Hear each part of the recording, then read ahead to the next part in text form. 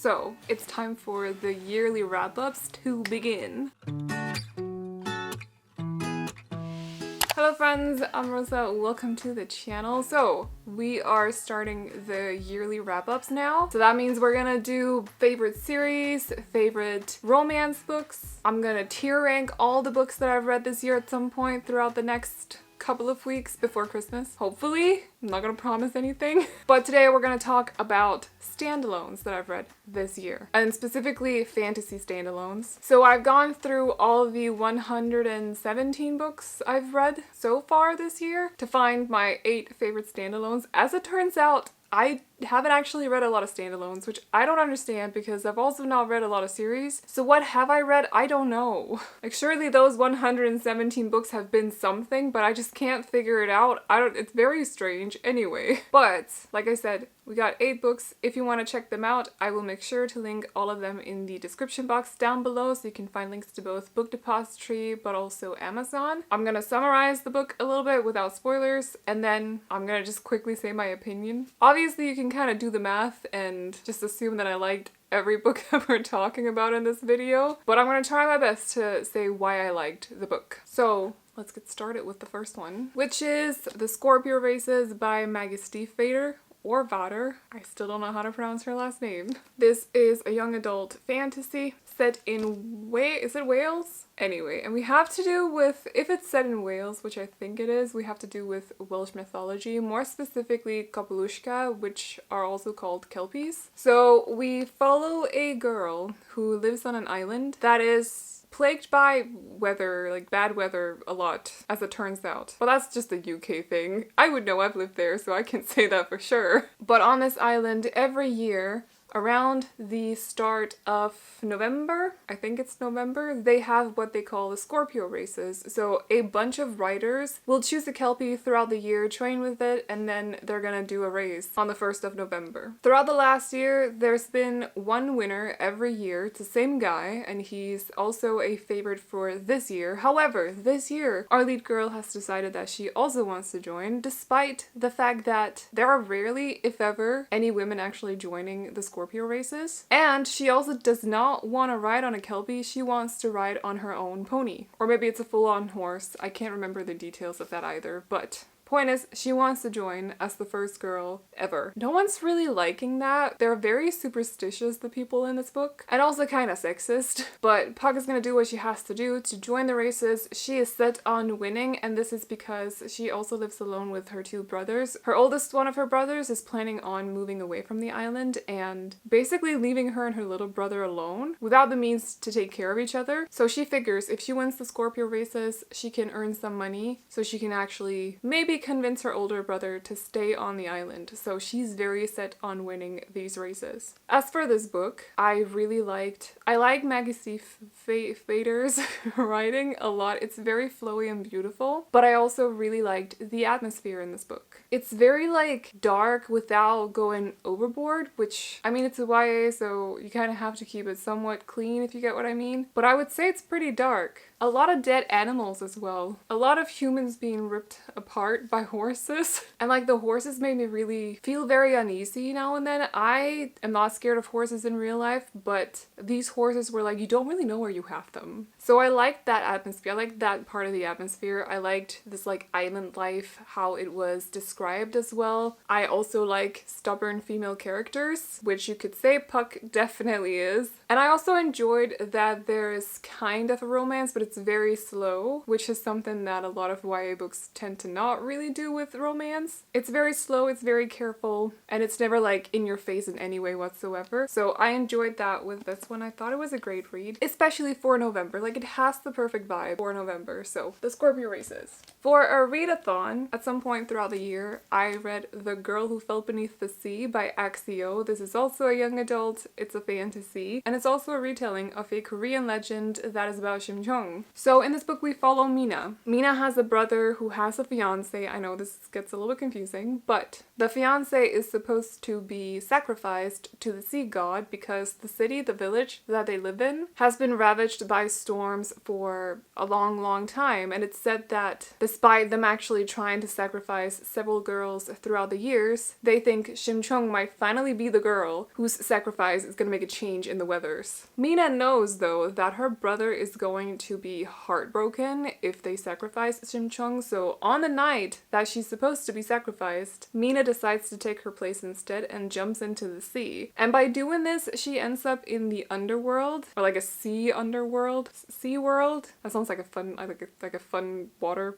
park place, I don't know, anyway. And here she finds out that the sea god is actually asleep. So it's a little bit complicated explaining exactly how this underwater world functions and what's going on there, but there's a lot of spirits. There's a lot of different areas that she goes around to because she needs to figure out a way that she can wake up the sea god so she can get him to stop these storms. So I think overall this is a very charming story. It's both about friendship and family. It has a lot going for it. It's very fast-paced as well, a slightly confusing story at times, but that is also due to the fact that this book is a little bit on the shorter side. I think it could have gone or benefited from maybe having like 50 to 100 pages more to it. We could have gotten a little bit, some more explanations, a little bit more character development as well, but overall I would say this is a very whimsical kind of fun read and also touching in a way. I would say, I feel like parts of it is also very touching. Axio definitely paints a picture of a very beautiful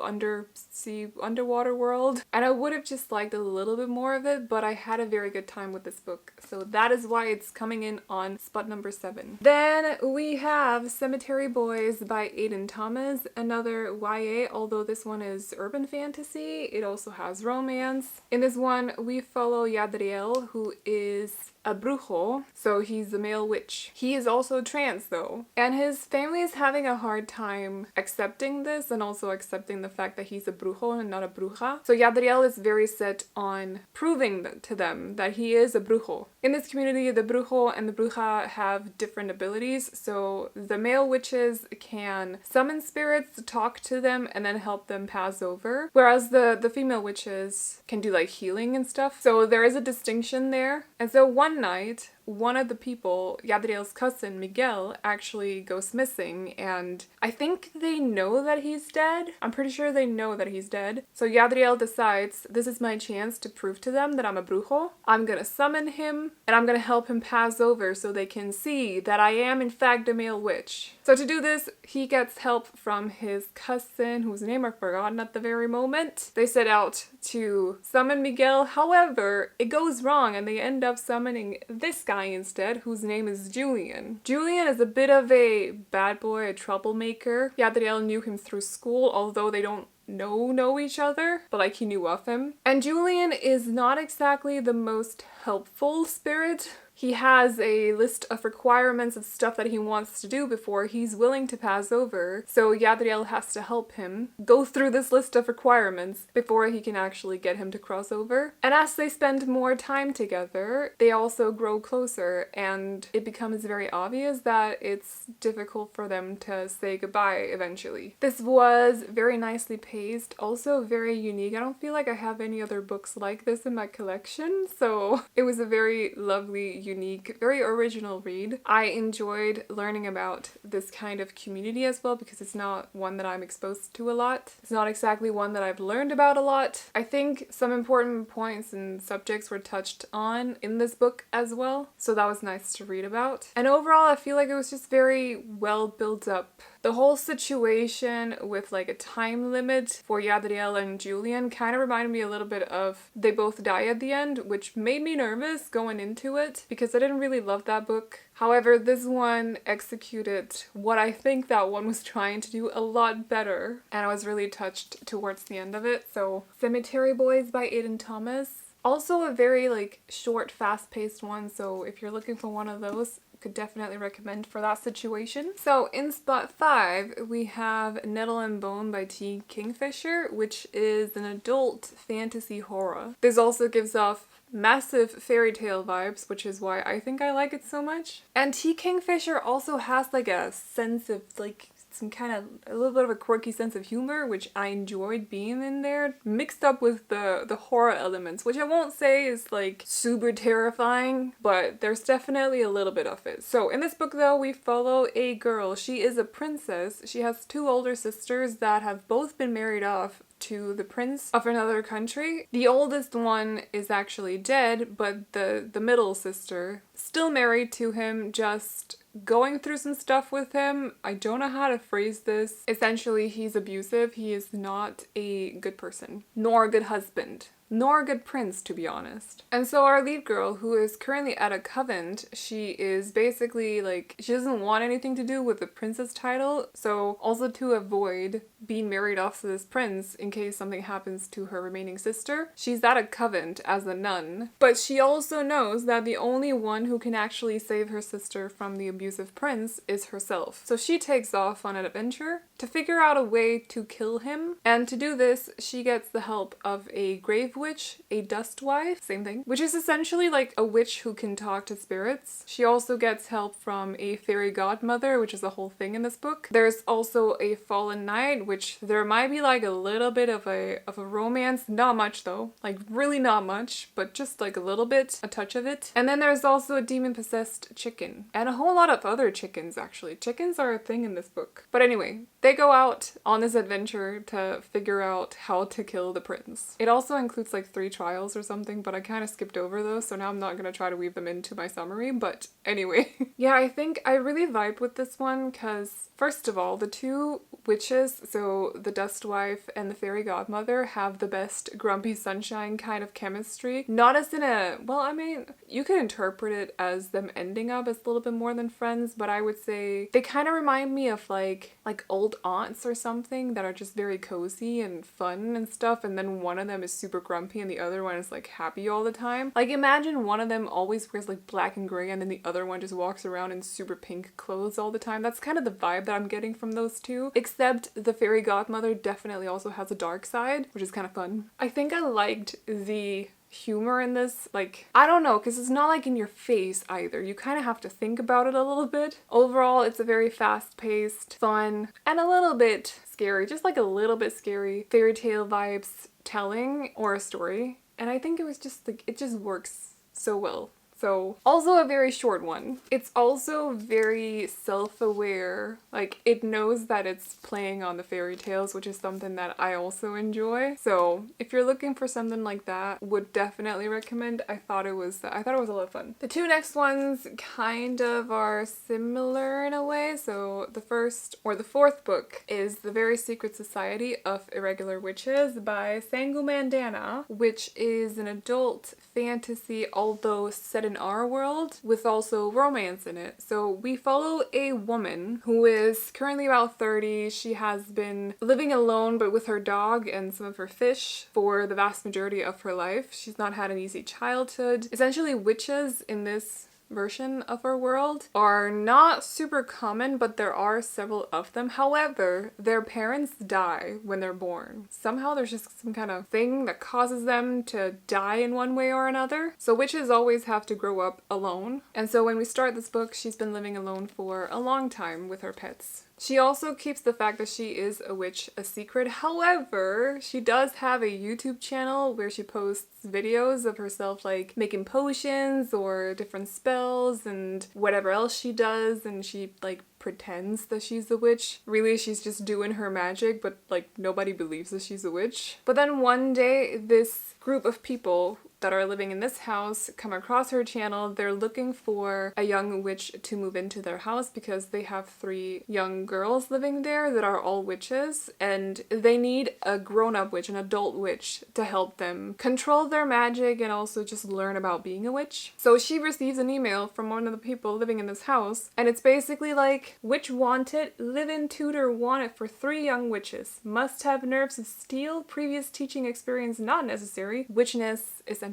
And so she's like, well, I gotta move from this place soon anyway, maybe I can stay there for a little bit and then move on to the next place after that, because she moves around a lot. So she decides to accept the offer, accept the job and takes off to this house. And while she's there, she kind of starts to think that maybe this whole like living alone is not actually for me anyway. Maybe I actually like having people around. And then there are various issues as well. There's a man called Edward who might be causing issues for the family, so. But this is a cozy fantasy read with grumpy sunshine romance as well. She's the sunshine and he's the grumpy one because there's a librarian among these people who's definitely not super for her being there. And he lets her know as well, but sometimes he says stuff that he's like surprised about himself as well, because where did that come from? Like, why can't I be fully mean to her? What is this? Because there's also some parts of the chapters are from his point of view. It's mainly from her point of view though. But definitely a cozy vibe. I read this last month and I thought it was so good. Definitely also a November read. I would say most of mine are, except for maybe The Girl Who Fell Beneath the Sea. Honestly, I don't know. It's just a good time for... I mean, that time of year is also kind of my favorite, so it makes sense that I'm drawn towards books that just fit with that time of year, I suppose, but it's also just like a perfect time to read. It's getting darker outside, everything is great, it's rainy, and we got cozy books. So this one was just, I thought it was so charming. The girls add like a sprinkle of humor now and then as well. I like the two, or there are three adults aside from the Grumpy and the Sunshine. I like their relationships and their roles in the household as well. I thought they were cute and funny. Just overall like a funny, cozy, I think that's the best word I can describe this book with, a cozy kind of fantasy read. So, The Very Secret Society of Irregular Witches, although it has a very, very long title, like a very long title. I've tripped over that title several times while recording videos where I've talked about it. Not today though. Almost happened though, I'm not gonna lie. In the third spot, one that does have somewhat a similar kind of vibe to The Very Secret Society of Irregular Witches is The House in the Cerulean Sea by T.J. Klune. And it's kind of a similar story as well. So we follow a man who is a case worker. Is that what they call him? He's a case worker, but in this version it's an adult fantasy but set in our world as well. So I suppose it's called contemporary fantasy, but anyway. In this version of our world, there is a company that track orphanages that are basically only filled with children that have magical powers in one way or another. So his job is to go out to these orphanages and see how they run. Is everything going smoothly? Are the kids okay there? And he really loves his job. His everyday life is kind of like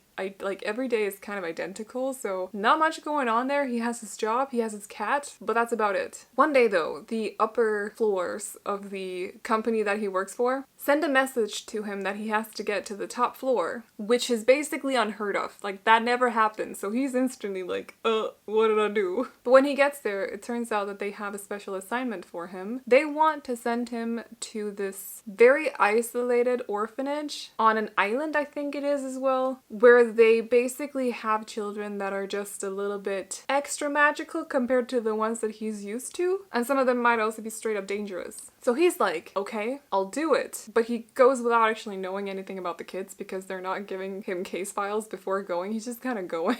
I also, if I recall correctly, the choice was either you go or we may fire you. So he didn't really have a choice. But I might be making that up in my head. Anyway, he takes off to this orphanage. And when he gets there, it turns out that the children are not how he thought they'd be. There is, for example, the Antichrist lives in this house. Like, that's a thing. His name is Lucifer, so yeah, the Antichrist. But as our lead guy spends time there and gets to know everyone and spends time with the children as well that are so charming and so funny, he starts to, like, kind of think that maybe he doesn't want to leave. And when trouble hits the fan and it shows up at their door, he is ready to defend the house as well and everyone who lives in it. Oh, and there's also a romance because the leader of the orphanage and himself might have a little thing going on as well, so that's a thing too. So another cozy fantasy, and somewhat in the similar vein as The Very Secret Society. I'm just gonna call it that now. And I think these are just, like, this definitely has more of a summer vibe to it, but it still gives you that cozy feel. It's just nice and not dramatic, and it's just, every page will give you something to laugh about, almost every page. The romance is not like fully in your face either, if that's not really your thing. It's definitely there, but I won't say that it's like straight up like, I don't know, it's just not really in your face like that. This one, The Very Secret Society, is definitely a little bit more focused on the romance, although he does focus on the orphanage leader quite a lot. He's very taken with him, but I don't think like, other than that, it's not like it takes up so much space. There's also some trouble with prejudice in this book that it touches on, which I think was nice to read about. I mean, it's not, don't take my words out of context. It's not nice to read about prejudice, okay? But I think it was nice that it was touched on, you know? There's a lot of bad people living around these people, but also some good ones as well. The humor was very naturally placed, or it came through very naturally in this one, because it just came through the children, so I thought that was very good as well. It's a very charming read, and also very cozy. And then we're at book 2, which I have also talked about. Well, I've talked about all the books before on the channel, but book 2 is A Dowry of Blood by S.T. Gibson. Definitely a bit different from the others, but it's also a very unique book in itself, I will say. So this is an adult fantasy, historical fiction. I don't want to call it romance, but for the lack of a better word, also romance. We have to do with vampires. So this is a retelling of Count Dracula and his wives, and it's basically written like a letter to Dracula from his first wife, whose name is Magdalena? Constanta. Where did I get Magdalena from? Is that the second wife then? Oh, it's the second wife. Okay. So the story starts out with how she was turned by Dracula, and then they travel the world while the marriage is new, and then he starts to introduce more people into the relationship. He's also abusive, and meanwhile, while you're reading this, you know, because it's written in you. Like, it's literally written as a letter, but also during the first couple of chapters, she's very like, I'll tell you why this happened. So you know that something, it's building up to something in the end. And this is just, like, it took me, and then it just held on to me. Like, I could not stop reading. I think I mentioned this in the wrap-up as well, but I think the whole contrast between the writing just being so beautiful and flowy, and then the content being so heart-wrenching and breaking, and just, it made me feel so uncomfortable, but I thought the contrast there was just so interesting. She wrote it so well. This book made me hurt so much. Like,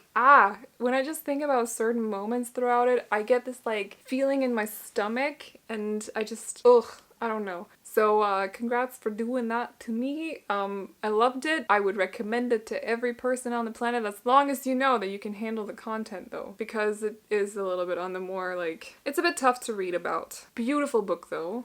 And so happy that she's also got a deal now. Who's it with? Orbit. Pretty good, because it's been self-published for a while, but it's beautiful. I love it. Will definitely reread at some point. Literally took me no time to read it either. I think I had an ARG of it as well, and I just basically flew through it. Very beautiful, but also very jarring at the same time. And then we're at book 1, which, funny story, is actually the first book that I finished this year. I started it very late last year and couldn't manage to finish it before after New Year's. So it is literally the first book that I finished in 2022. I've thought about it since. I love it with my whole heart, and that is The Invisible Life of Addie LaRue by V.E. Schwab, which is an adult fantasy, but also urban, but also historical fiction. We follow Addie throughout centuries when she's like moving from place to place, discovering things, also discovering things about herself, but essentially back in France.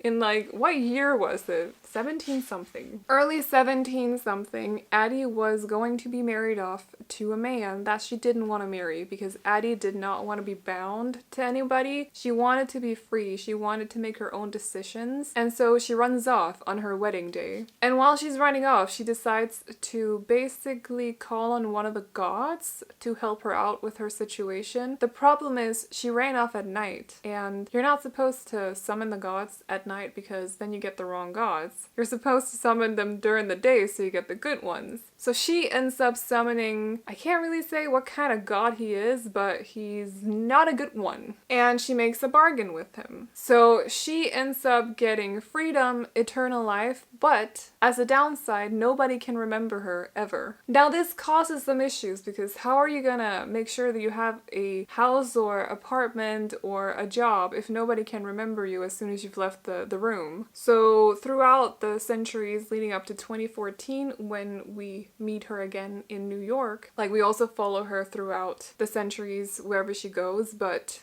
a big part of this book is set in 2014 in New York. She's basically been moving from place to place and just living on the street. She can't die. She's eternal. She can't die of cold or hunger or anything like that. She basically just ends up being very cold or very hungry. And it's a bit easier in modern time as well because you can kind of, you know, end up sleeping at other people's places, if you get what I mean. But in today's day, or 2014, which is not today's day, it's 8 years ago, but in today's day, let's just say New York, she's sleeping in other people's apartments, eating their food, and just trying to get by, when one day she enters the bookstore and tries to steal a book, however is busted by the assistant who was there, and then the next day comes back. And he actually remembers her, which is not supposed to happen. So the guy who recognizes her, his name is Henry, and there might be some mysterious things regarding him as well. But the two of them get to know each other. We follow them as their relationship is evolving, and Addie's just thrilled to have someone who can actually remember her because she's been alone for like 300 years.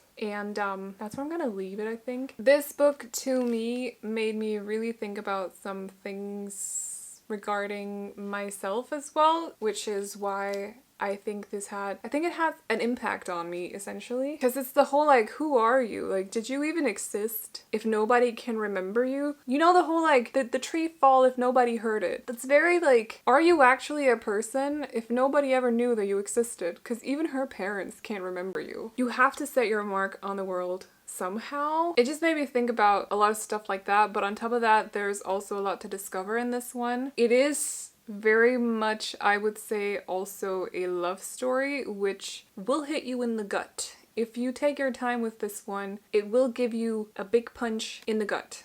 That's not how you say that, but I'm gonna go with it anyway. So it's very much also a love story. This, just like A Dowry of Blood, really just took a hold on me and then just kept me there. I kept thinking about this for like days and days, if not weeks after I'd read it. If not months, probably longer than just weeks. I could see myself rereading this at some point despite it actually being a little bit chunky because it was just so beautiful and pleasant and also very heartbreaking at the same time. Thought-provoking. There's a lot of interesting references to artists as well throughout the years, which I had a lot of fun with. I actually really like when authors do that, like, oh, I wish I could come up with another example at this very moment. But for example, when they say like, oh yeah, that person was definitely a witch, and it's like a person that everyone knows. In this one, we're talking about artists that have also made deals with the god that Addie also made a deal with. I kind of want to call him, his name is Luke in the story, but I also want to call him the devil. So, but yeah, The Invisible Life of Addie LaRue. This one is definitely not for everyone. It has a different kind of timeline and flow to it. The pacing won't be for everyone. The whole concept of it won't be for everyone, as far as I've read at least, but it really just got me, so it made me think a lot. And for that, that's the best one I've read this year, even if I finished it on literally, I can check that pretty quickly. I finished it on the 2nd of January. So those are my 8 best standalone books that I've read in 2022. If you've read any of them, let me know in the comments. Let me know your opinions. I'd love to hear you out. Again, if you want to check any of them out, I will leave links to them in the description box, but that's all I got for you guys today. There will be more wrap-ups up on the channel, so if you enjoy them, stay tuned for more in the coming weeks, hopefully. I'm not gonna make any promises, but I hope you enjoyed this video. If you did, feel free to hit the thumbs up. And if you're new here and you want to see more videos like this, but also other booktube stuff such as bookish unboxings and wrap-ups and readathons, TBR videos, and all of that, definitely consider hitting the subscribe button. But that is all I got for you guys for today, so I hope you enjoyed it, and I'll see you all in the next one. Bye-bye!